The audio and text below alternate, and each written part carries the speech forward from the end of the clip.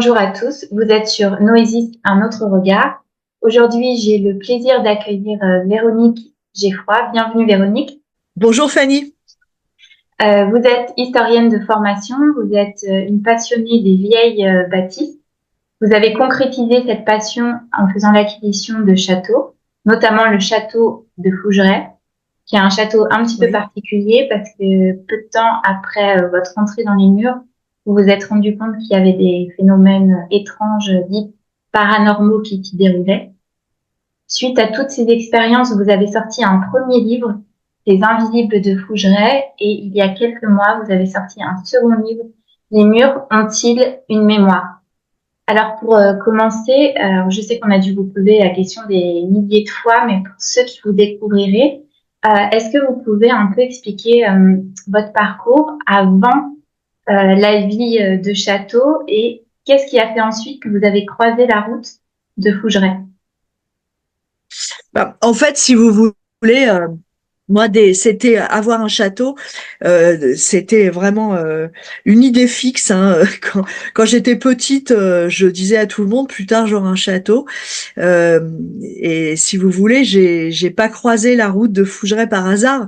J'ai cherché où était ma vraie route, parce que pour moi c'était réparer les châteaux. Enfin moi, réparer un château. Après, bon, il s'avère que j'ai réussi à sans d'ailleurs sans d'ailleurs avoir prévu quoi que ce soit, à réparer mon deuxième château qui était Fougeray. Mais c'est vrai que ça a été vraiment donc et quelque chose d'un peu obsessionnel. Donc je suis tombée sur un château de franc symbolique en Corrèze il y a 20 ans de ça, après Fougeray. Et Fougeray, ça a été une aventure qui nous a propulsés vers des choses je ne connaissais pas vraiment, tout ce petit monde de l'ésotérisme, etc. Mais ça m'intéressait, mais j'avais pas de connaissances particulières. En tout cas, moi, entre-temps, j'ai passé un doctorat d'histoire parce que je suis passionnée par l'histoire. Je suis passionnée en fait par le fait de comprendre le passé. Je veux dire, le présent, pour moi, ça veut rien dire si on n'a pas une connaissance de son passé. Et donc voilà, en bref, mon histoire. Et vous parlez du premier château que vous avez Oui. acheté, là, le donjon. Est-ce que vous avez déjà eu des manifestations aussi ou pas du tout? Alors, c'est particulier, le donjon, on est plus, là, je dirais, dans la mémoire des murs, c'est-à-dire dans une ambiance particulière. Moi, personnellement, à titre personnel, j'ai jamais eu de manifestation où je peux dire que j'ai vraiment eu peur. Par contre, j'ai une amie médium qui travaille à Fougeray avec moi. Un jour, elle m'a dit, écoute, je suis pas loin du Basané, est-ce que tu me permets d'aller jeter un coup d'œil? Bon, euh, donc je lui ai dit ouais, pas de problème. Elle y va et elle m'a dit c'est hyper bizarre parce que dans une des pièces, je me suis retrouvée comment dire, enfin un peu dans une bulle. Elle était plus du tout au 21e siècle et elle a vu un homme euh, avec une arbalète au bout du bras, le bras tombant avec une arbalète au bout du bras, avec des vêtements tissés grossièrement et qui à un moment donné l'a regardé. Alors ce qui est extraordinaire parce que ça veut dire qu'il la voyait aussi. Et elle m'a dit après je suis sortie comme si je sortais je sais pas, d'un rêve, de quelque chose d'assez extraordinaire. Il y a plusieurs personnes m'ont dit qu'ils avaient eu des connexions, je dirais, avec les gens du passé, mais je pense que c'est logique. Euh, on peut pas, euh, on peut pas en fait être sensible à ce genre de lieu sans, à un moment donné, avoir des connexions avec le passé, qu'on le veuille ou non. Euh, En physique quantique, par exemple, on a de plus en plus de physiciens ils nous assènent le fait que le temps n'existe pas. Ben moi, je pense que le temps n'existe pas. Pour moi, ça me dépasse un peu intellectuellement, mais je veux dire, je pense par contre que on peut vivre des anomalies comme ça dans le temps et ça devient moins rare parce qu'on en parle. Tous ces gens qui voient des images du passé et ont des vraies connexions en fait. Peut-être qu'elle a eu un dédoublement dans l'astral, ce qu'on appelle l'astral. Ah, c'est possible. Là, je sais pas. Elle était très surprise parce qu'elle allait vraiment pas là-bas pour se mettre en connexion avec qui que ce soit. Elle y allait comme ça pour voir. Et c'est vrai que bah, elle a vu cet homme. Donc ça a été pour elle, ça a été vraiment une surprise, ouais. Et elle me l'a décrit vraiment précisément. Enfin, c'était pas quelque chose. Ça a duré parce que vous savez, c'est toujours très bref. Hein, les apparitions, on parle, c'est vraiment moi à Fougeray, je dis aux gens, c'est 2 secondes, c'est déjà énorme, quoi. Mais elle m'a dit, ça lui avait semblé long. Enfin, en fait, pour elle, c'était un peu la première fois qu'elle se sentait face à face avec quelqu'un comme ça, en couleur, comme un vivant. Vous voyez ce que je veux dire? Pas juste une ombre, une silhouette, quelque chose d'évanescent, vraiment un face à face.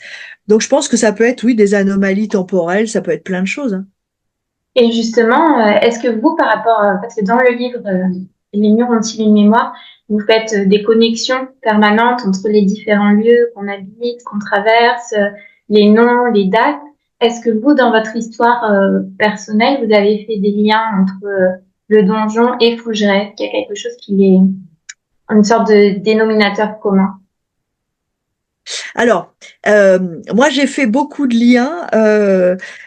En fait, déjà, pour moi, le dénominateur commun entre le Basanais et Fougeray, eh ben, c'est ma famille, en fait. C'est François, moi, les enfants, c'est voilà. Euh, alors, ce qui est très surprenant, c'est que moi, j'ai travaillé avec une amie, Catherine, qui est généalogiste, sur mon arbre généalogique. Et pardon, on a découvert que j'avais des liens extrêmement lointains avec une femme qui aurait épousé un aristocrate un peu par opportunisme pour rester à Fougeray, enfin pour vivre à Fougeray. Le Basanais, alors il y a vraiment fort longtemps, j'ai eu pareil, j'ai eu des ancêtres qui ont vécu dans le Limousin, mais par contre moi, pour moi, le Basanais, c'est plutôt un lien avec une vie antérieure. Alors, je sais que ça peut paraître capillotracté, mais je veux dire, moi, j'ai eu vraiment des liens parce que, si vous voulez, moi, j'ai travaillé sur les vies antérieures. J'avais à peu près 25 ans. C'est vraiment quelque chose qui m'a fascinée parce que je pense vraiment que toutes les phobies, tout ce qu'on a d'inexpliqué aujourd'hui, on peut l'expliquer par des choses qui se sont passées dans des vies antérieures.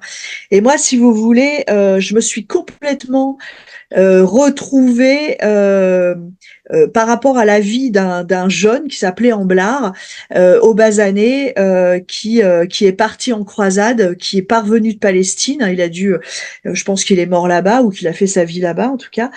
Et avec Amblard, j'ai tellement de points communs que c'est incroyable. Et j'ai eu sous hypnose régressive, avant de connaître Amblard parmi les archives, j'ai eu beaucoup de visions de ça justement, de départ en croisade, de Templiers, d'accidents de cheval. Enfin, on a eu énormément de points communs. Donc moi, je pense que j'ai un vrai lien avec le Basanais et que j'y ai déjà vécu. Oui. Enfin, le Basanais, c'est le nom du château, le donjon, quoi. Et juste, alors on parlera évidemment de votre livre Les murs ont-ils une mémoire, mais avant, j'aurais bien aimé revenir un petit peu sur Fougeray. Vous qui, du coup, êtes historienne, est-ce que vous avez réussi à remonter l'origine de Fougeray, qui l'a construit et quelle était l'intention au départ? Alors, l'origine de Fougeray, qui l'a construit, je n'en sais rien parce que c'est rare, mais ça arrive que on retrouve des archives avec des devis, avec le maître maçon de l'époque, avec les autorisations royales pour construire un château dans une seigneurie, etc. Parce que on ne construisait pas de château comme ça n'importe comment. Surtout que Fougeray est un lieu de haute justice, donc il fallait forcément une autorisation pour avoir droit de vie ou de mort sur ces terres et de construire un château, parce que le château est rattaché à des droits tout le temps. J'ai les premières archives, c'est 1304. On a une seigneurie à Elias de Fougerec, EC à la fin, puisqu'en fait à Fougerec on est limite Languedoc le sud et Languedoc le nord. Euh, on sait en 1304 qu'il y avait un seigneur. avec déjà un château, sauf qu'on ne sait absolument pas en 1304 à quoi ressemblait Fougeray.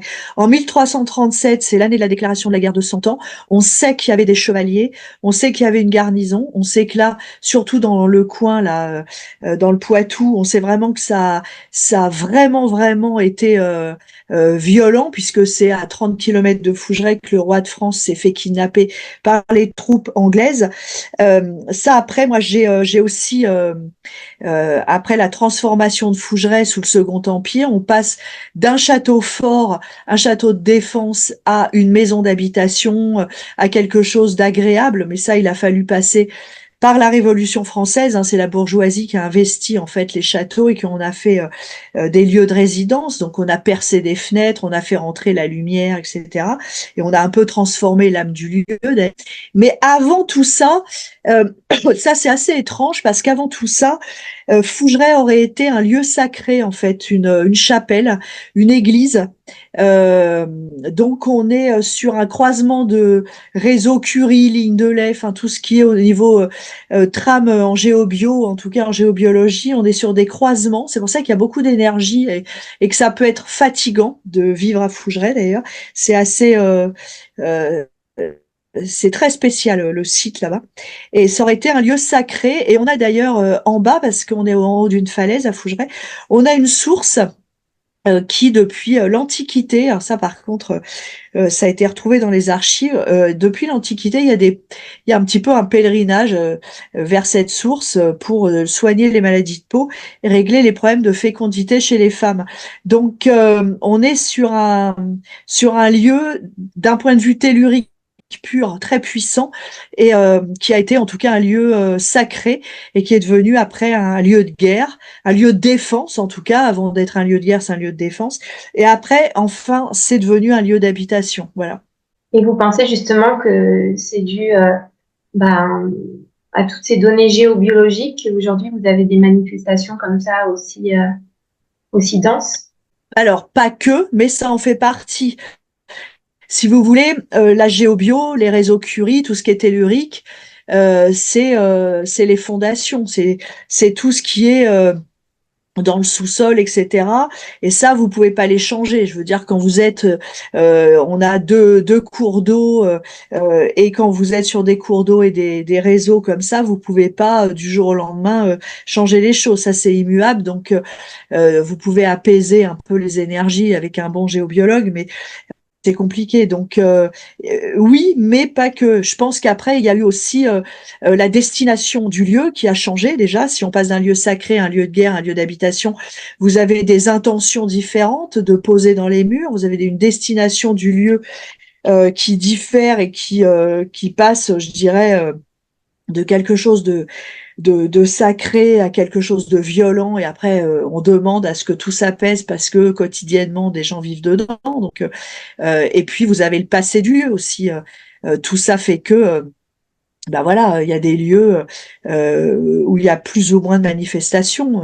Et je pense que si tous les lieux où il y a beaucoup de manifestations, on regardait où ils étaient construits, avec quelle intention ils ont été construits et quelle était leur destination primaire, je pense qu'on aurait comme ça des changements et c'est ce qui fait des chocs, ça entrechoque les mémoires, tout ça. Donc forcément, après, on ouvre la porte à des choses quelque part qui sont un peu de l'ordre des anomalies temporelles, de tout ce qui reste aujourd'hui inexpliqué.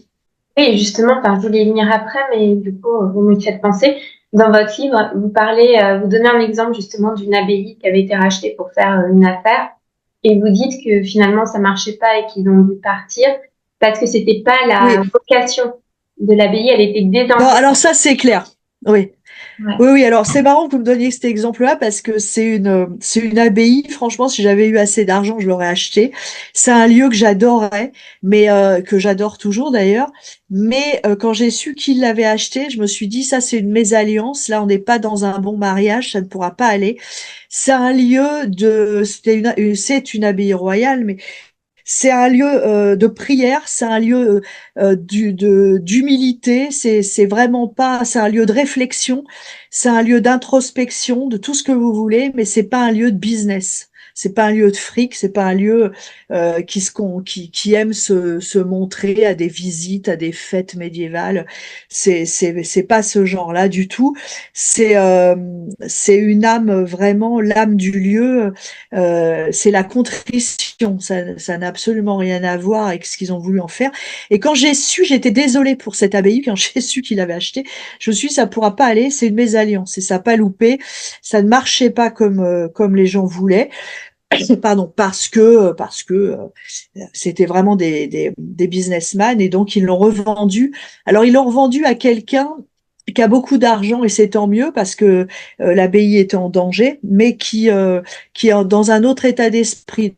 Donc déjà là ça va mieux là. Et ça, vous n'avez pas rencontré du coup ce problème-là à Fougeray, vu que vous dites que c'était une chapelle au début.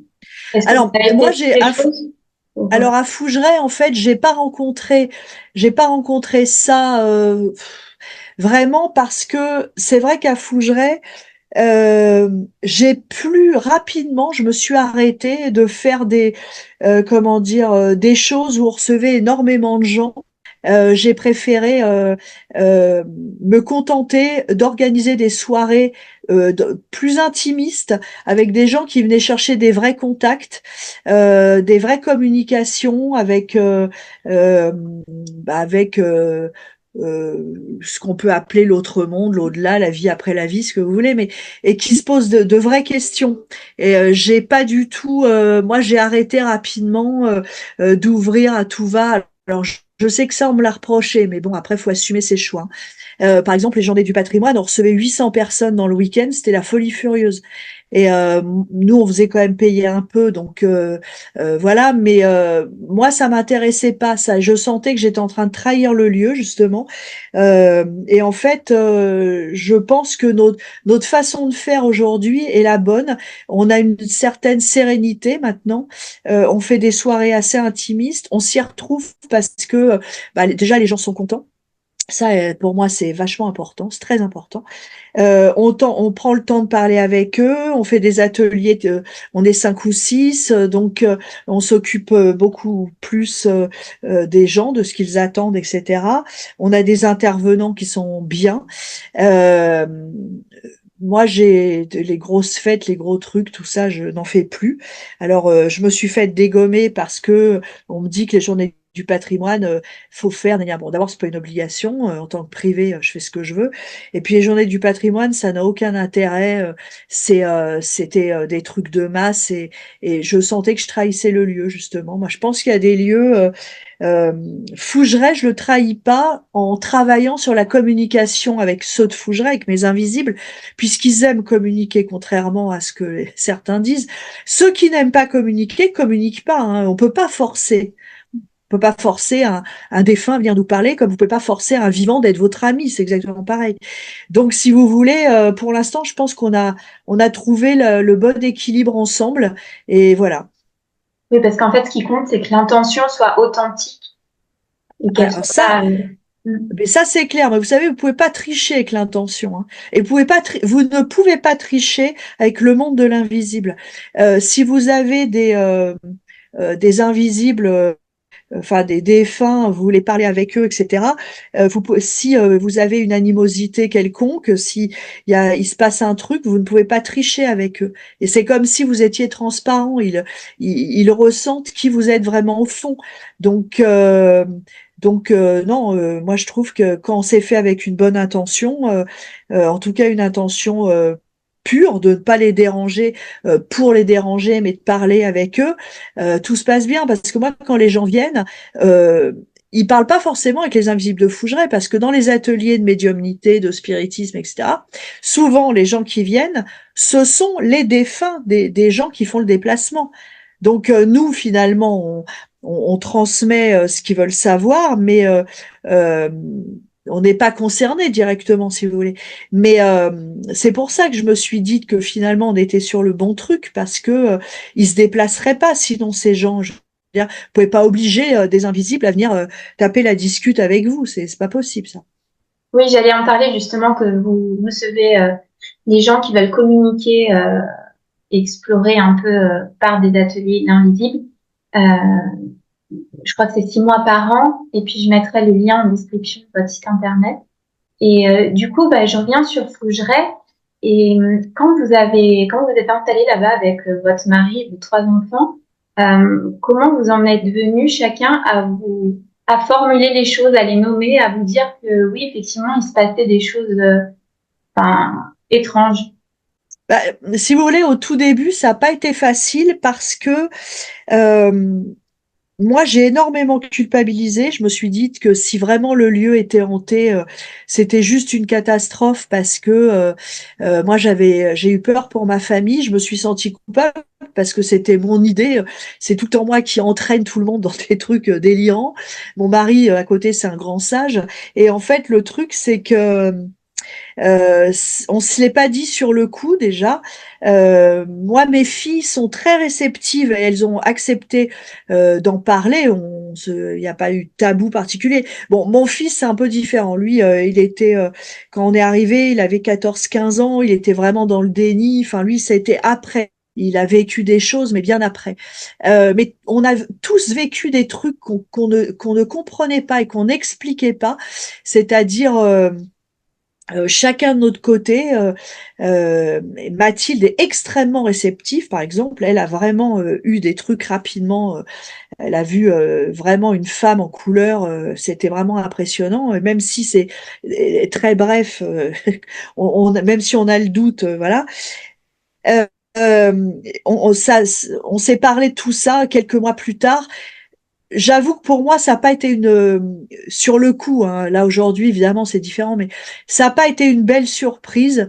Pour moi, ça a été une catastrophe sur le coup. J'ai dit non, mais là, voilà, j'étais très déçue, j'étais angoissée. J'avais une terrible angoisse parce que l'image de la maison hantée, c'est la maison qui vous en veut, qui veut votre mort, qui vous veut du mal. Enfin, c'est Amityville, c'est tout ça. C'est pas du tout la maison qui finalement va vous faire évoluer, vous protéger. Parce que maintenant, je le sens comme ça. Fougeray nous a fait évoluer. Et quand je suis là-bas, je sais que malgré tout, certains invisibles nous protègent et nous apprécient et nous aiment, etc. Mais c'est vrai qu'au début, ça a été compliqué, ouais. Mais on s'en est parlé après, mais pas de suite. De toute façon, de suite, ça aurait été du délire. On était tellement, sur le coup, on était tellement excités d'y aller, de faire le ménage, de ranger. Ah, t'as vu ça? C'est beau, on va faire ça comme ça, tout ça. Qu'au début, non. Mais c'est venu assez rapidement. Ma déception a été assez rapide quand même, hein. Sur le coup, j'avoue que je dis non, il faut que je me reprenne. Mais ça a été compliqué. Mais je l'ai très mal vécu, si bien que j'ai mis Fougeray en vente quand même, hein. En 2012, Fougeray était en vente.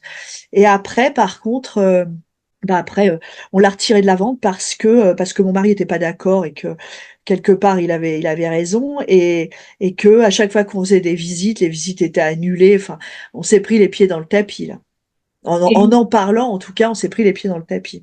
Et justement, vous avez fait tout un cheminement un peu de cette angoisse à votre première séance de spiritisme pour communiquer avec les esprits. Vous vous souvenez de votre première tentative de communication?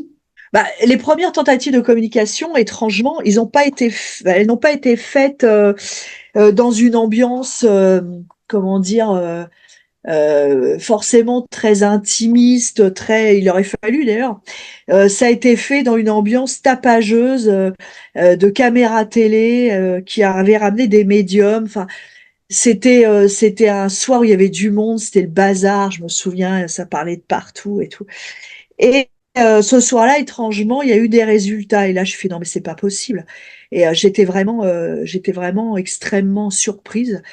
Euh, et puis après, après j'ai rencontré plusieurs personnes capables aussi de m'expliquer avec pédagogie qu'en effet on pouvait parler aux morts. Moi, enfin parler aux morts. Je vulgarise évidemment, mais c'est pas que j'étais pas au courant de tout ça, c'est pas que je m'intéressais pas à tout ça. Comme tout à chacun, je me posais des questions. Euh, Même les gens les plus athées, les plus rationnels. Il se pose des questions. On sait tous qu'on va mourir un jour, donc forcément, on se pose une question un jour au moins dans sa vie. Mais je veux dire, j'étais pas forcément dans ce milieu. Moi, je connaissais pas de médium, tout ça. J'étais pas.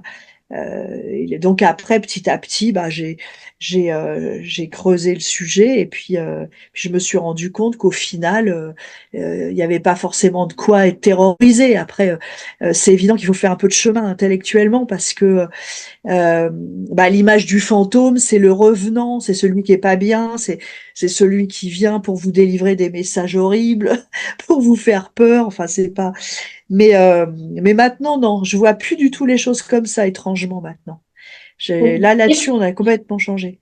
et vous disiez tout à l'heure que les esprits de Fougeray, ils sont contents finalement qu'il y ait des communications dans ce lieu. Eh ben, moi, au début, je me disais qu'on allait les déranger parce qu'en saison, il y a quand même du monde. Mais finalement, en hors saison, quand il y a plus personne, alors c'est étrange, hein, quand on passe de gens de brouhaha permanent, à plus personne, ça fait drôle. Euh, et que par exemple, je fais une séance toute seule avec François, on leur demande, on dit mais ça va, vous êtes, et puis en fait, on leur manque quelque part parce que bah, il y en a qui apprécient de communiquer. Par exemple, en spiritisme, ils nous disent miracle, je vis, parce qu'ils ont l'impression de revivre en communiquant. Et puis ils ont des choses à nous dire eux aussi. Et puis nous, on s'intéresse à eux d'une façon totalement altruiste. On leur demande aussi si eux ils vont bien, comment ça se passe, s'ils ont envie qu'on les aide à quoi que ce soit, etc. Donc c'est vrai que on apprend aussi, on a appris beaucoup de choses sur le monde de l'après-vie. On apprend des choses sur nous également d'ailleurs, comment ils nous voient, comment ils nous ressentent. On échange et je sais que ça peut paraître complètement barjot tout ça, mais on a des liens, on a tissé des liens avec certaines personnes là-bas, certains défunts qu'on reconnaît à l'énergie quand c'est eux qui viennent. Et vous savez, quand ils veulent pas venir parce que ils ont pas envie, on peut pas les forcer, hein, donc ils viennent pas. Point, on respecte. Hein. Je veux dire, c'est pas la foire, c'est pas le cirque. Donc s'ils veulent pas venir un soir, ils viennent pas. Mais si vous voulez, quand c'est pas les gens du château qui viennent à nos séances, ce que je respecte mais complètement, ça arrive des fois qu'on des personnes pendant un mois du château. Les gens qui viennent à nos séances, eux par contre ramènent du monde avec eux et on a des défunts à eux, on a des défunts de leur famille. Oui, ça fait beaucoup de monde à la fin. Ah complètement, ça c'est vrai. Ouais. Et, D'ailleurs, des fois, ça peut poser des problèmes parce que il faut veiller à ce que tout le monde reparte quand ils sont pas de Fougeray, parce que certaines personnes de Fougeray nous disent là on est trop, il y en a qui sont restés, faut qu'ils repartent parce que en fait, bah ils se sentent bien et c'est compliqué pour eux de repartir. et du coup, aujourd'hui, est-ce que vous y habitez encore à Fougeray ou vous y allez pour les soirées et voilà, comme ça, Ah bah périodiquement? Fougeray, il y a du monde toute la journée, tous les jours. Je veux dire, voilà. Après, d'abord la maison enfin où on est, elle est vraiment pas loin, mais on y est quand il y a pas de monde, on y est nous, parce que euh, bah, quand il y a du monde, par contre, c'est compliqué parce que les gens ils dorment pas, ils dorment très peu, ils se couchent à 5 heures, ils se baladent. Enfin, voilà. Nous, il faut quand même aussi qu'on se préserve. Nous, on peut pas tout pour les gens qui viennent, c'est une soirée comme ça. Pour nous, c'est beaucoup, la moitié de l'année quand même, c'est pas mal. Mais sinon, il y a tout le temps du monde à Fougeray. Je pense que maintenant, même s'il y a encore des montées d'adrénaline, faut quand même reconnaître que on est, même si on sait, on est surpris encore. Maintenant, ça va mieux parce que, par exemple, les intervenants.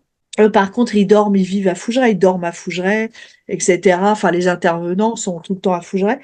Et des fois, ils me racontent des trucs. Ils me disent, dans l'après-midi, on a un laps de temps d'1 heure et demie où ils essaient de se reposer pour la soirée, où ils essaient de faire la sieste, où il n'y a plus personne, le ménage est fait, tout ça. Et des fois, ils nous disent, là, on n'a pas pu dormir, ça cognait partout. Ils entendaient des gens parler, courir dans les escaliers. Et donc, des fois, c'est calme, des fois, pas du tout. Et même eux qui sont habitués, des fois, ils nous racontent ça. Ils nous disent, mais c'est dingue, on n'a pas pu se reposer, quoi. Et alors, je voulais passer à votre livre, Une continue mémoire. Vous faites la distinction du coup entre les phénomènes de Antibes, donc ce que vous avez vécu à Fougeray, en grande majorité, et les mémoires, qui sont finalement, qui font partie de tous les lieux, et tout le monde y est plus ou moins soumis, entre guillemets. Et vous parlez de différents types de mémoires. Est-ce que vous pouvez un peu expliquer ça? Bah, si vous voulez, dans mon livre, ce que j'ai voulu expliquer, c'est que vous avez différentes mémoires et vous avez la mémoire. Vous avez différentes mémoires, ça vous avez la mémoire des murs, tous les murs qui ont absorbé comme une bande magnétique pourrait le faire toutes les émotions des différents habitants. Vous avez votre mémoire, vos mémoires transgénérationnelles, c'est-à-dire que nous, on n'est pas une page vierge à la naissance. On trimballe déjà des mémoires ancestrales dont on n'est pas conscient. Euh, donc c'est vrai que il y a beaucoup de mémoires comme ça. Mais si vous voulez, quand on choisit un lieu de vie, même provisoire, hein, parce que on n'est plus à une époque où on naît et on meurt dans la même maison. Hein. Aujourd'hui, la vie des gens est différente, donc on expérimente tous différents types d'habitation, du studio d'étudiants, de ses parents, après plus tard, etc. Euh, il n'y a pas de hasard, si vous voulez. C'est-à-dire que les mémoires, elles s'aimantent entre elles, et vous avez des types de mémoires avec des taux vibratoires différents, et si vous voulez, elles s'attirent. Il y a une interaction parce que il y a le même type, le même processus événementiel qui est déposé dans ces mémoires. Par exemple, si vous avez, je sais pas, une maison où il y a eu des mémoires, par exemple, j'ai eu le cas parce qu'il y a eu beaucoup de gens qui m'ont envoyé des témoignages après de musiciens. Par exemple, j'ai eu un cas des gens qui aimaient la musique mais ils en faisaient pas et en fait leur enfant a fait une école de musique et il adorait ça, ils comprenaient pas, ils étaient surpris de cet engouement pour la musique, etc. Et quand ils ont travaillé sur leur habitation comme ça, ils se sont rendus compte que dans cette habitation, il y avait en fait, il y avait un musicien, par exemple. Bon, ça c'est des détails, mais je veux dire, enfin c'est des détails, et qui avait de très bonne mémoire, hein, mais qu'ils répétaient tous les soirs, etc. Donc, si vous voulez, bon, ça c'est l'aspect très positif. Moi, j'ai une dame aussi qui a témoigné. Elle comprenait pas, elle s'est mise à l'aquarelle dans un nouvel appartement qu'elle a acheté. Elle adorait, elle s'est mise à faire de l'aquarelle et ça la détendait terriblement. Et quand elle a travaillé justement sur son appartement suite à mon livre, elle a appris que bah, le propriétaire d'avant, il faisait la même chose, par exemple, ça le détendait aussi, etc. Ça, c'est le côté extrêmement positif de maisons où il y a eu des gens qui avaient une âme d'artiste et qui ont dégagé des émotions extrêmement positives, mais des émotions fortes, hein, parce que les mémoires, c'est quand même des émotions fortes. Donc dans des lieux comme ça, et ça a été transmis, voilà, et les gens se sont mis inconsciemment, ils ont été presque téléguidés vers des activités comme ça artistiques. Bon, ça c'est le côté positif. Mais heureusement d'ailleurs qu'il y a des côtés positifs, mais il y a des côtés aussi négatifs où les différents types de mémoire vont aussi se télescoper avec des maisons où les gens il y a eu de la violence conjugale, où les gens ont divorcé, où ça a été terrible, et où des couples se sont déchirés alors que a priori tout allait bien, etc. Et voilà, enfin, je veux dire, et si vous voulez, vous avez la mémoire des murs, vous avez une autre mémoire transgénérationnelle, donc tout ça, c'est différents types de mémoire, mais vous avez la mémoire, c'est-à-dire que vous allez aller dans des lieux qui vont vibrer de la même façon que vos mémoires transgénérationnelles. C'est comme un aimant, si vous voulez. Et ça va créer quelque chose d'exponentiel, c'est-à-dire qu'en fait, il va falloir faire attention si vous sentez que les choses vrillent, par exemple, interrogez-vous sur votre passé conscient, ce que vous avez vécu, mais aussi le passé de vos aïeux, ça peut être aussi très important dans certains cas, et le passé de votre maison. Parce qu'il y a des fois, je pense que là, il faut conscientiser tout ça pour déjà casser cette chose qui peut nuire à votre vie, hein. Et puis il y a des gens qui m'ont expliqué des trucs dans des maisons. Honnêtement, pour moi, il y a des maisons, elles sont à la limite de l'inhabitable, hein, maintenant, avec toutes les mémoires horribles qui ont été posées. Même quelqu'un d'extrêmement solide, c'est compliqué d'habiter là-dedans. Et du coup, c'est ça que j'ai trouvé intéressant dans votre livre, c'est que on a souvent cette vision du transgénérationnel où on remonte, on met en lien avec ses aïeux, etc.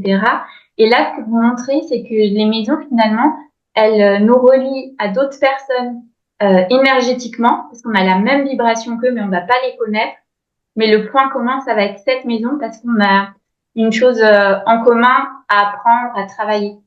Et finalement, ça Ah, montre qu'on est en complètement. lien à la fois en vertical avec les aïeux et ouais, une sorte d'horizontalité avec des gens voilà qui vivent avec nous dans des vies parallèles ou voilà avec qui on est en lien, mais pour d'autres raisons, c'est purement énergétique.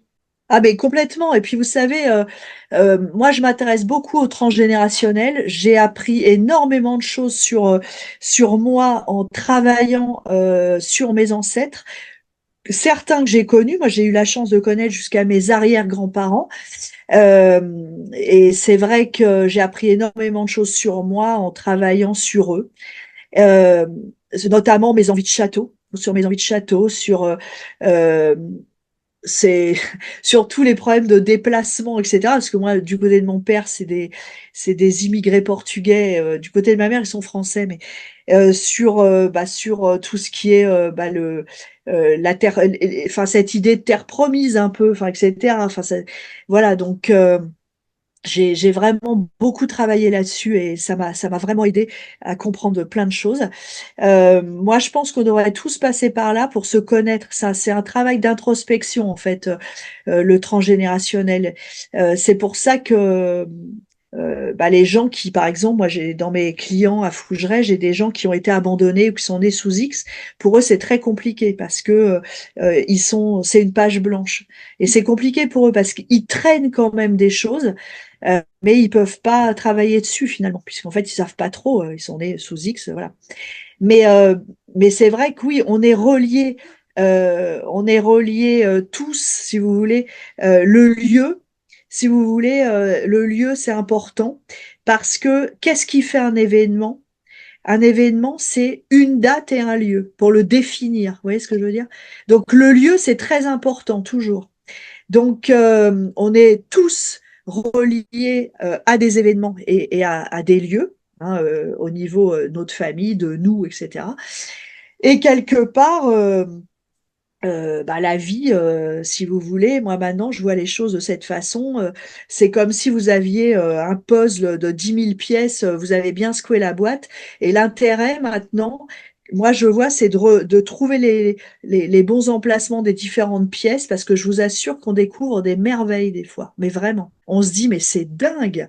Enfin, je veux dire des trucs. Par exemple, moi, j'habite, quand j'ai rencontré François, c'était en 85, hein, ça date, hein, on flirtait comme ça, enfin normal, hein, le début d'une relation. Et il était agriculteur, donc son père le cautionne, il achète une ferme, et au milieu de ses champs, il y a une petite maison de ferme, toute mignonne, toute modeste, qui était en train de se délabrer, total. Et il arrive à l'acheter à la bougie à l'époque au tribunal, c'était une saisie, je me souviens. Euh, bon, après, ridicule. Et cette maison, quand après on a eu nos enfants et tout, j'ai dit, elle est belle cette maison, on devrait la restaurer et vivre dedans. Tout le monde était contre moi. Oui, t'as vu le boulot qu'il y a à faire, c'est une ruine, machin, qu'est-ce que tu vas faire là-dedans, c'est petit. J'ai dit, ouais, mais elle a un truc, cette maison. On l'a restaurée, bah, c'est d'où je vous parle d'ailleurs tout de suite là. Et j'ai appris par ma copine, et moi je c'est toujours aimé cette maison, toujours, mais vraiment. Et je sais pas pourquoi, mais vraiment, je l'aimais. Et je l'aime toujours d'ailleurs. Et ma copine généalogiste me dit, mais tu sais qu'en 1772, du côté de ma mère, il y a une Antoinette qui est née, qui a vécu et qui est morte dans cette maison. Et c'était du côté de ma mère. Et en fait, c'est comme si mes ancêtres m'avaient quelque part rappelé vers mes origines, puisqu'en fait, là, je suis en pleine recherche de plein de choses au niveau de mes origines. ils m'ont rappelé dans ce lieu aussi pour que je conscientise plein de choses. Et franchement, si Catherine me l'avait pas dit, je l'aurais jamais découvert. Et je trouve que c'est incroyable. Vous voyez, c'est ça l'interaction entre nos mémoires transgénérationnelles, entre la mémoire des murs, etc. Oui, finalement, on recouvre soi-même notre mémoire, mais au sens avec un grand M. Exactement. Parce qu'on est tous une accumulation de mémoire, hein, faut pas croire. Personne arrive de nulle part comme ça n'existe pas ça. Je veux dire, on est tous issus de plein de choses, de plein de conflits, d'amour, de haine, de tout. Et c'est intéressant de travailler là-dessus parce que ça nous permet de comprendre plein de choses dans notre parcours de vie, de nos phobies, ce qui nous arrive, pourquoi on réitère des échecs dans des trucs particuliers, pourquoi on a ces peurs-là, pourquoi, voilà. Et ça, c'est intéressant parce que ça nous permet aussi de nous débarrasser de trucs qui nous appartiennent pas. C'est pas nous qui avons vécu ça. Donc, il faut savoir, il faut le savoir, comme ça, nous, on s'en débarrasse avec courtoisie un peu, parce que on se dit, bon, bah, ok, ça, c'est par exemple mon arrière-grand-mère qui a vécu des trucs pas cool, et ben, voilà, ça lui appartient. Maintenant que je le sais, c'est pas à moi d'avoir des angoisses. Enfin, voilà, donc c'est important vraiment. Et les lieux nous aident à ça, hein, vraiment. Et justement, quand vous parliez, vous donniez l'exemple là des maisons où les gens se déchirent, etc. Est-ce que finalement, c'est pas, ouais, c'est cette énergie qui est restée bloquée et qui en fait essaye de se dégager quelque part via les nouvelles personnes qui arrivent. Est-ce qu'il n'y a pas moyen justement de la transformer, cette énergie, si les personnes, elles sont quand même, alors je parle pas de maisons où il y a eu des crimes, des choses vraiment noires, mais par exemple pour les divorces, il n'y a pas justement moyen pour quelqu'un qui a conscience de tout ça d'en faire quelque chose et d'arrêter cette espèce d'énergie qui revient en permanence et qui stagne un peu. Bah, si vous voulez, je me suis posé la question, hein, évidemment, et on me l'a posé, mais vraiment beaucoup de fois. On me dit, mais ouais, mais moi, j'aimerais savoir comment on peut nettoyer une maison de ces énergies négatives, parce que c'est ce que vous me demandez indirectement. Mais, eh ben, moi, je pense que déjà de savoir, de passer de l'inconscient au conscient, de conscientiser des choses, ça aide. Ça, on peut pas dire le contraire. C'est un peu le travail de la psychanalyse d'ailleurs. Ça aide terriblement. Parce que bon, on se dit voilà, je vais pas me faire avoir. Là, il n'y a pas de travail en souterrain qui est fait, je sais, voilà. Mais parfois, ça suffit pas. Euh, Moi, j'ai eu le cas de quelques maisons très anciennes, notamment une maison médiévale qui était une maison de justice au Moyen Âge, c'est-à-dire où ont été prononcées des peines de mort, des tortures, des supplices, euh, des, euh, des femmes qui se sont fait brûler vives, etc., etc. Euh, cette Oui. maison, c'est compliqué. Enfin, elle a été transformée en maison après. C'est compliqué. Les gens ivris total, il y a des suicides. Enfin, ça devient extrêmement complexe. Et puis après, le problème, c'est exponentiel. Hein. Si au début il y a un problème et puis il est décuplé parce que tous les gens qui passent là-dedans, soit ils perdent la raison, soit ils se mettent à boire, soit ils se suicident, soit ils font des dépressions graves, soit ils finissent en période psychiatrique.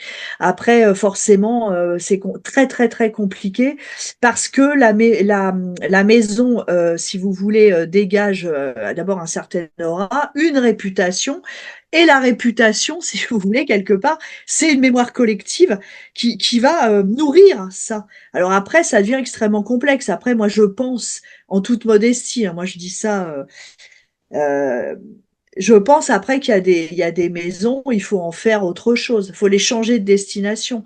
Faut en faire, moi je sais pas, un, un entrepôt, enfin ce que vous voulez. Moi, j'ai eu des cas après coup là, dans des fermes par exemple, où il valait mieux que les gens fassent leur maison, recréent une maison au niveau, par exemple, des dépendances ou de la grange, et la maison qui la transforme en dépendance. C'était mieux pour leur santé déjà, pour leur santé parce qu'il y avait des cours d'eau, des trucs qui passaient à certains endroits, c'était pas sain, j'en étais tout le temps malade. Comme ils étaient tout le temps malades, bah, ils finissaient par être déprimés, ça, ils s'engueulaient, enfin bon bref, après c'est le cercle vicieux quoi. Donc je pense qu'il y a des fois, faut accepter de changer la destination et de se dire, bah tous les lieux ne sont pas des lieux habitables. Voilà, faut accepter aussi. C'est pas un échec, hein, c'est de comprendre aussi un lieu, comment fonctionnent les mémoires, comment elles sont nourries aussi. Parce que imaginez, vous arrivez dans une maison où tout le village vous regarde avec oh, c'est vous qui habitez là et vous dit ça sur ce ton. Et ben forcément, à un moment donné, voilà, cette mémoire est nourrie par tout le monde. Vous êtes au milieu du truc. C'est pas toujours facile hein, d'investir des lieux compliqué en se disant qu'on va y arriver la fleur au fusil à positiver tout ça. Il y a des fois c'est possible, il y a des fois pour moi c'est compliqué. Et vous avez quand même réussi avec Fougeray. Alors Fougeray c'est pas pareil dans le sens où si vous voulez, moi au départ je me suis fait peur toute seule. Moi j'avais peur. Mon mari non, moi j'avais peur parce que je me disais que des maisons hantées c'était forcément des maisons toxiques. Bon, mais alors donc il y a eu ça. C'est vrai que sur le coup, bon. Euh, Par contre, moi, j'ai entendu parler du Fougeray hanté très tardivement. Moi, j'ai eu des témoignages après, mais c'était tardif. Sur le coup, quand je suis arrivée, personne est venu me dire sur le coup. Hein, bon, après, mais mais c'est vrai que bah, j'ai essayé de comprendre le lieu et c'est d'essayer de comprendre ce qui s'y est passé et de comprendre les invisibles, la vie qu'ils ont eue, etc. Ça m'a vraiment, moi, aidé, oui, à faire ami-ami avec le lieu. Franchement, s'il y avait eu catastrophe sur catastrophe, j'arrêtais les frais. Hein. Je suis pas maso, hein, puis j'allais pas foutre ma famille et mes enfants en danger non plus. Hein. C'est Finalement, clair. ça vous a apporté beaucoup, votre parcours. Absolument. Finalement, ça, moi, tous les jours, là, vraiment, je peux remercier quelque part l'univers ou qui vous voulez de m'avoir mis Fougeray sur mon chemin parce que ça nous a permis une certaine élévation que je n'aurais pas eu sans Fougeray, ça c'est une certitude. Et je reviens au thème de votre livre. Il y a quelque chose qui m'a fait penser égoïstement à moi, justement par rapport au lieu sacré, on en parlait tout à l'heure, et je me demandais si, évidemment, les églises, tout ça, vous avez vu dans d'autres interviews, vous disiez, bah, c'est pas bon que ça devienne des lieux d'habitation parce qu'elles n'ont pas été faites non plus pour ça, c'est vrai. Est-ce que vous pensez, parce que moi, quand j'étais jeune, à une période où bon, ça allait moyennement bien, voilà, fin de l'adolescence, etc., dans un studio face à une église dans Paris, et je sais pas, ça m'est revenu en lisant votre livre, parce que je me l'étais dit bien avant. J'ai eu l'impression que dans cette période où ça allait pas très bien, à un moment donné, quand il se passait des choses, j'ai trouvé une direction dans ma vie, et je me suis toujours dit que l'église qui était juste en face, parce que c'était une petite rue et j'avais vraiment vue sur l'église, avait eu une influence sur moi. Est-ce que vous pensez que par résonance, même si on n'habite pas dedans, ces lieux, ils peuvent avoir une influence comme ça? Ah mais bien sûr, les lieux de culte. Alors bon, aujourd'hui, je mettrai un bémol, hein, mais au Moyen Âge, les églises étaient forcément construite sur des lieux géobiologiques forts. Vraiment. Il y avait des gens qui passaient avec des baguettes de coudrier, des sourciers, etc. Bon, qui à la campagne, on utilise encore ça pour savoir où il y a de l'eau. Hein. D'ailleurs, les mecs se trompent jamais, c'est absolument incroyable. Et ben, ils faisaient passer des gens et ils faisaient construire. Le cœur sera là parce que là, justement, il y a une ligne forte, etc. Bon, tout était extrêmement bien calculé.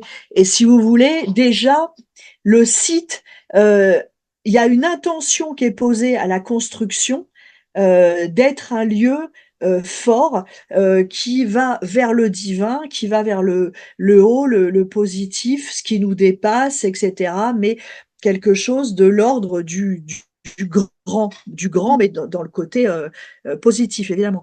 Après, une fois cette intention posée dans la construction qui n'est pas faite par hasard n'importe où, cette intention, elle est nourrie par les milliers de fidèles qui vont à la messe, qui vont prier, qui vont se confesser, qui vont tout ça fait que.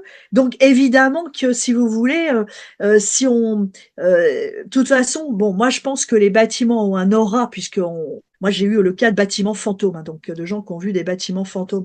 Donc si vous voulez, ces lieux de culte dégagent, ont un aura de justement quelque chose de grand qui a pu à un moment donné, quand vous étiez pas bien, vous impacter positivement.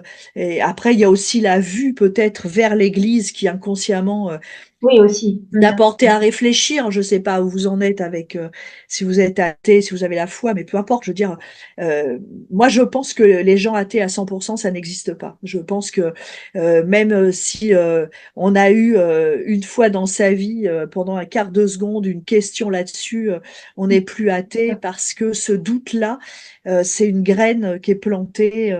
Le doute, c'est une graine qui est plantée, et Ouais. forcément, un jour, la graine voilà, Et il y puis a un truc qui se le passe. beau fait poser des questions aussi, élève les églises anciennes, les châteaux. Ben, on est obligé de se mettre au niveau quelque part, même au niveau esthétique, tout un ensemble. Ça, c'est vrai que l'esthétique, tout ce qui est, tout ce qu'on appelle les ondes de forme, etc., joue terriblement aussi sur la façon d'aborder un lieu. Ça, c'est évident. Sur la façon dont on va vivre le lieu, et surtout si on va être bien, si à la première vue on va être admiratif, si on va trouver ça laid, glauque, ça c'est une évidence. Le beau a une importance capitale dans notre vie. C'est extrêmement négligé aujourd'hui. Tout ce qui est ultra moderne, il faut que ça Les réponde. formes. Bah, il faut que ça réponde à de l'économie Ouais. aussi. Hein, beaucoup répond à l'économie. Donc, donc voilà, mais c'est un peu négligé. Bon, je dis pas, les architectes font quand même énormément d'efforts. Et les architectes font des trucs fabuleux avec de l'ultra moderne, attention, hein. Mais je veux dire, bon, quand on fabrique une barre à HLM, franchement, là, il y a que l'économie, hein. Ouais. Et c'est vrai que je pense qu'il y a une relation entre l'esthétique et ce que nous, on va vivre et comment on va se comporter, bien sûr. Et justement, vous parlez des bars HLM et vous parliez tout à l'heure des bâtiments fantômes. Et je me disais si, parce qu'avec toutes les guerres, etc., notamment dans les villes, avant ces bars de HLM, il y avait, bah, pareil, des lieux bien spécifiques, avec une intention spécifique. Est-ce que cette mémoire, elle va s'inscrire aussi dans ce nouveau lieu finalement? Elle en fait partie? Ah bah, de toute façon, oui. Je veux dire, vous savez, les lieux dits neufs, vous avez déjà une mémoire dans les matériaux. Hein, vous avez une mémoire dans les matériaux. Alors ça, c'est une mémoire assez négative parce que c'est des mémoires d'usine, d'industrie, d'agacement, de stress, de travail. Ça, c'est pas des super mémoires, mais vous avez l'intention de posée par le maître d'œuvre, l'architecte, etc. Vous avez ensuite les gens qui vont bosser sur le terrain, tous les gars du bâtiment qui vont monter le HLM, par exemple. Hein, je prends ça, mais ça peut être n'importe quoi. Et là, c'est pas des mémoires. L'intention, il n'y a pas d'intention de poser forcément. C'est juste, bah, les gars, ils font leur boulot d'une façon mécanique parce qu'il y a rien de passionnant à faire des bétonnières, des murs en béton armé, etc. Donc, je veux dire, euh, la mémoire posée déjà pendant le chantier, elle est pas au top. Après, c'est des bâtiments génériques, ils se ressemblent tous, ils n'ont pas de personnalité. Bon, les gens qui vivent dedans, bah pour eux, malheureusement, c'est quand même pas top. Donc, je veux dire, voilà, on peut pas dire qu'il y ait beaucoup de positivité là-dedans, mais il y a de la mémoire dans tout, hein. On dépose de la mémoire dans tout ce qu'on fait, de toute façon, hein, faut pas croire, hein. Dès qu'il y a matérialité, il y a de la mémoire. Et, Absolument. mais ce que je voulais dire, c'est avant tous ces bâtiments qu'on voit aujourd'hui avec nos yeux, il y a de toute façon une histoire et il y a eu d'autres lieux avant. Et que finalement, s'il y a eu, je sais pas moi, un château, je pense à un ancien appartement où j'ai habité, pareil, où en fait maintenant ils ont construit une résidence pour personnes handicapées, mais en fait dessous ils ont trouvé des ruines d'un ancien manoir, c'est plutôt un petit manoir. Finalement, est-ce que il n'y a pas la vie, la mémoire même si la bâtisse est détruite au premier degré, est-ce qu'elle continue pas de coexister avec les nouveaux lieux comme une superposition? Alors, en fait, je suis d'accord avec vous. Si vous détruisez un manoir, par exemple, le manoir, il continue d'exister. Vous voyez ce que je veux dire? Il est encore là, le manoir. Il est encore là avec son passé, sa mémoire, ses anciens habitants, etc. Il est encore là. Alors, si on détruit un manoir pour faire une résidence, une EHPAD, ce que vous voulez, un hôpital, enfin, ce que vous voulez, de toute façon, alors c'est vrai que la coexistence des mémoires, je ne sais pas combien de temps elle peut durer, mais quelque part, on n'efface pas une mémoire comme ça d'un revers de la main. On peut construire ce qu'on veut dessus. Il y a quand même des mémoires, je dirais primitives, qui existent encore. Vous voyez ce que je veux dire? C'est Ouais. comme, par exemple, on voit ça beaucoup dans les châteaux. Je vous parlais de Fougeray tout à l'heure, qui passe de château de guerre après la Révolution à habitation. La guerre, c'est le conflit, c'est la peur, c'est pas des choses drôles. Et ben après, au niveau de l'habitat, c'est compliqué parce qu'on se les traîne, on peut pas changer de destination comme ça. C'est pas parce qu'on va percer une fenêtre et que la pièce elle va être super éclairée qu'on va complètement changer. On va changer l'ambiance visuelle, mais on va pas changer forcément les mémoires. Il y a énormément de cas d'anciens bâtiments ou de quartiers qui sont complètement rasés pour faire créer EHPAD, hôpitaux, résidences. C'est très courant ça.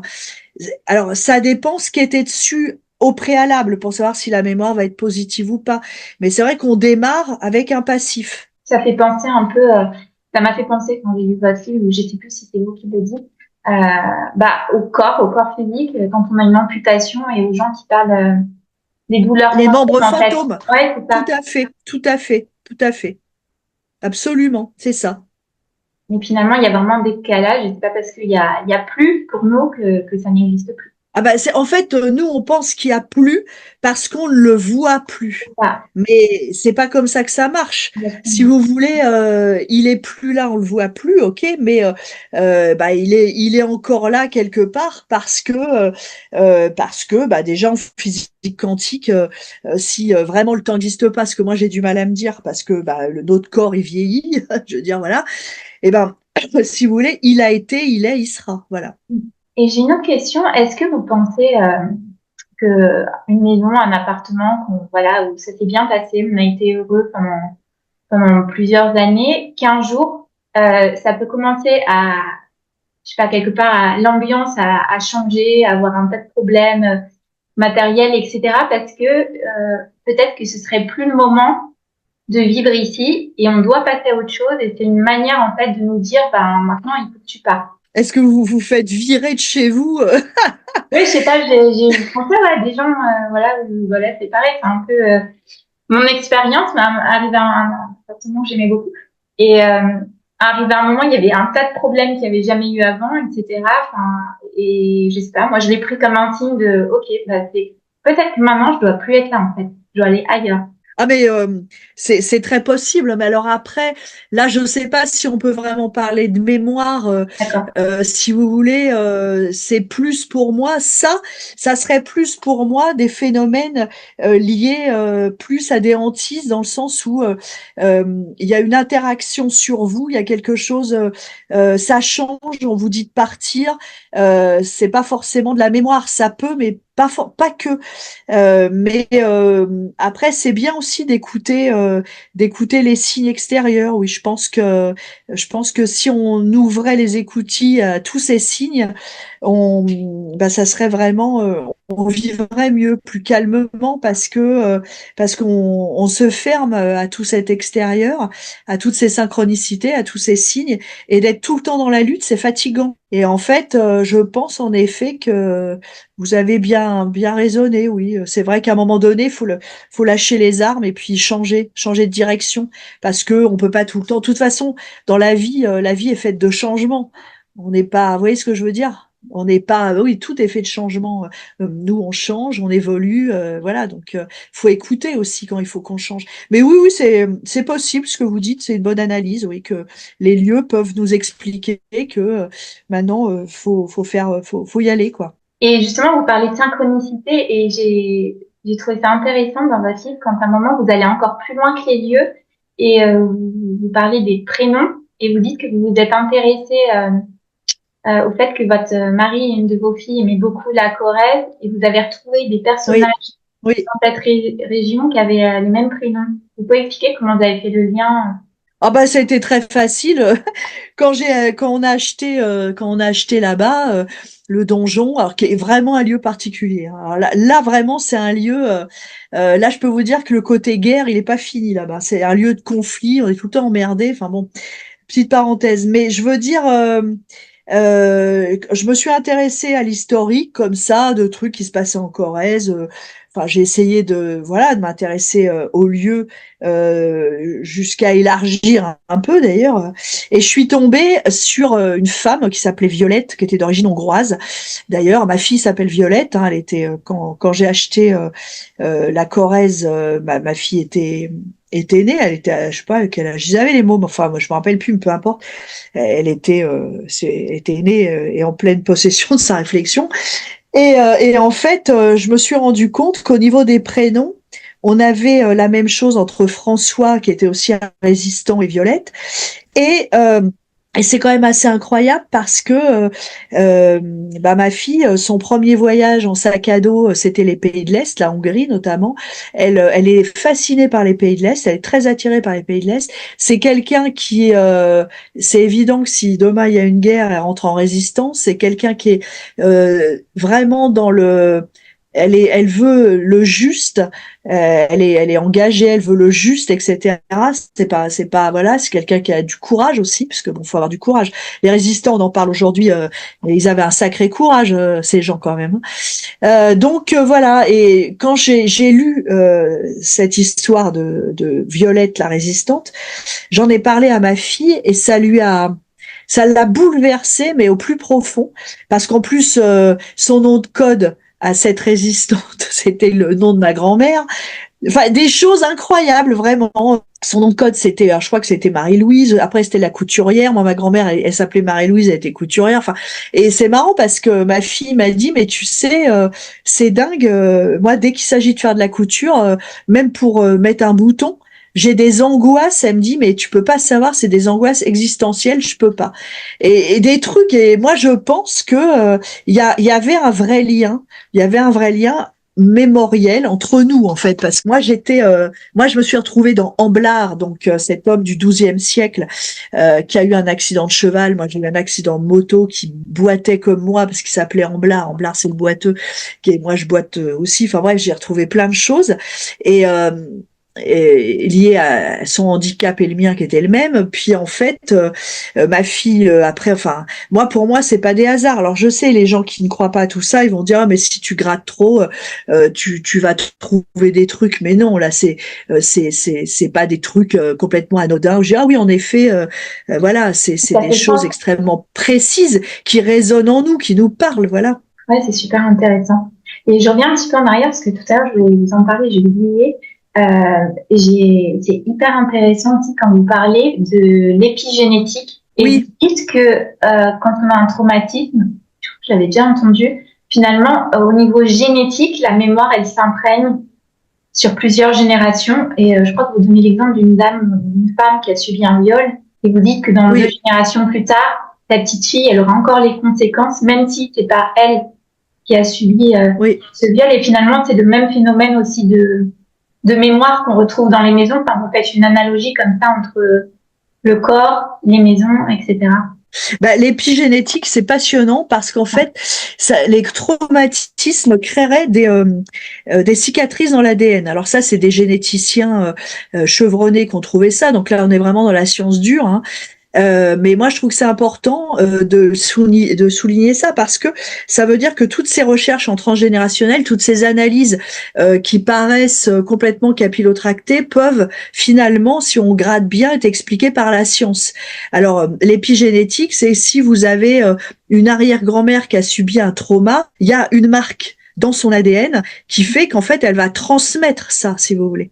Donc, donc vous, c'est pour ça qu'en transgénérationnel, c'est important de le savoir parce que vous trimballez en fait le passé de vos ancêtres, c'est ce que je vous disais tout à l'heure. Mais ce qui est très important dans l'épigénétique aussi, pour finir sur quelque chose de positif, c'est que vous pouvez réparer ces cicatrices, en fait. Et ça, j'ai trouvé que c'était intéressant parce que les médecins expliquent justement, enfin les généticiens expliquent que en étant conscient de tout ça, en faisant remonter ces choses de l'inconscient au conscient et en positivant, et on peut réparer ces cicatrices sur notre ADN qui viendraient de traumas dont nous ne sommes pas les vraies victimes et dont nous ne sommes pas les responsables. Oui, on n'est pas totalement déterminé, on a quand même une forme de libre arbitre. Alors, le problème du déterminisme, moi j'avoue que ça, c'est une question que je me pose parce que des fois je me dis, bon, même si on répare en connaissance de cause nos traumas parce que l'épigénétique a remarqué que, ok, on peut réparer ça, ok. Mais est-ce que on n'était pas déterminé à trouver qu'on pouvait réparer et à se réparer quand même? Pour moi, on a quand même une immense part de déterminisme, quoi qu'on fasse, parce que l'âme, en fait, choisit son incarnation selon en fait les épreuves qui lui restent à vivre et à affronter pour évoluer. Donc, moi, je pense que on n'est pas si libre que ça. On se croit libre, mais je pense qu'on a quand même une bonne part de détermination, enfin de déterminisme, pardon, qui nous dans notre vie. Après, quand je dis ça, les gens, en général, ils aiment pas me dire, oh, mais le déterminisme, bah oui, le déterminisme, c'est pas cool, évidemment. Mais je veux dire, c'est pas grave ça. Enfin, moi je vois pas. Moi je pense qu'on a un point A, point B, vous voyez, et que on doit y aller à ce point B. C'est notre vie. Voilà, on est déterminé pour aller de A à B. On est dans un espèce, on est sur une immense autoroute. On peut prendre des bretelles de sortie. On reviendra sur l'autoroute du point B. On peut faire plein de choses. Vous voyez, la liberté, elle est très relative. Moi, je pense que notre liberté est extrêmement relative. Peut-être que c'est voilà, dans la manière d'arriver à ce point B où on a un peu de marge de manœuvre. C'est ça. C'est ça. Moi, je pense que je crois au déterminisme quand même. Je pense qu'on est déterminé parce que moi, j'ai fait des années de grec. À l'époque, j'avais passé un bac qui n'existe plus.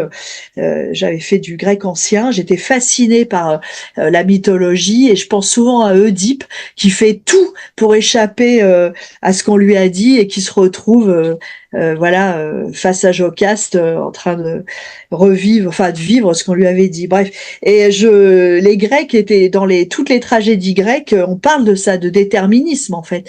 Et moi je pense que c'est extrêmement bien vu parce que voilà, il y a quelque chose de l'ordre pour moi. Comment dire?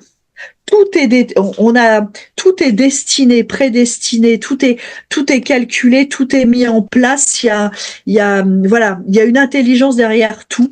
Alors je sais que on a une partie de libre arbitre.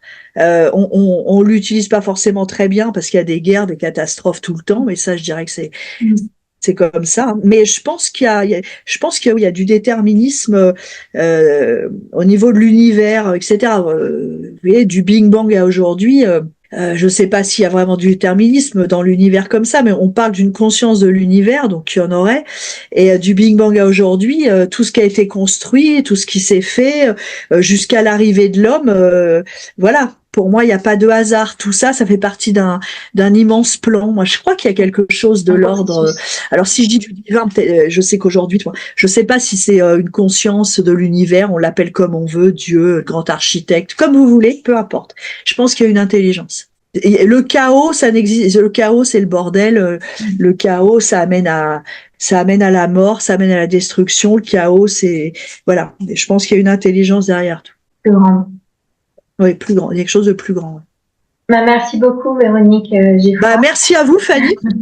Je rappelle pour les auditeurs le titre de votre livre, Les murs ont-ils une mémoire? Et est-ce que vous avez prévu prochainement d'en sortir un troisième? Oui, tout à fait. Là, pour l'instant, je suis dans ma saison. Là, le mois d'octobre est très, très, très pris puisque j'ai plein de des petits événements là qui arrivent en octobre. Donc, je me mets à l'écriture. Oui, oui, je suis sur le troisième. Oui. Bah, merci beaucoup et puis j'espère vous recevoir à cette occasion. Merci beaucoup, Fanny.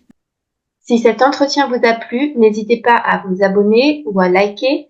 Et si vous souhaitez retrouver toute mon actualité, vous pouvez le faire sur le site noesiscoaching.fr.